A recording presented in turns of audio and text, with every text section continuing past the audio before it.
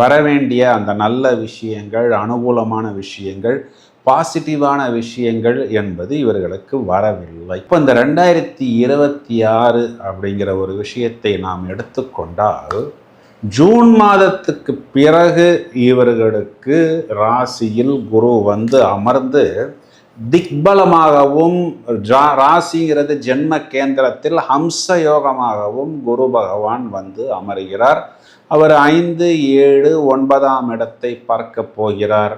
அப்போது குழந்தைகள் சம்பந்தப்பட்ட விஷயமாக இருந்தாலும், திருமணம் சம்பந்தப்பட்ட விஷயமாக இருந்தாலும், வெளிநாட்டு தொடர்பாக இருந்தாலும், வரவேண்டிய சம்பத்துக்களாக இருந்தாலும் இவர்களுக்கு கண்டிப்பாக வரும். இப்போ அது வரைக்கும் என்ன நடக்கும், அதாவது அந்த ஃபஸ்ட் ஹாஃப் அப்படிங்கும் பொழுது இவர்களுக்கு நிறைய பாசிட்டிவ் வைப்ரேஷன்ஸை கொடுக்கக்கூடிய கிரகங்கள்னு பார்த்தோம்னா சூரியன் மற்றும் செவ்வாய், இந்த 2 கிரகமுமே இவங்களுக்கு 9, 10, 11 இந்த வீடுகளை கிராஸ் பண்ணும் பொழுது, அதாவது அந்த ஜூன் மாதம் வரை நிகரற்ற ராஜயோகத்தை கொடுக்கும்.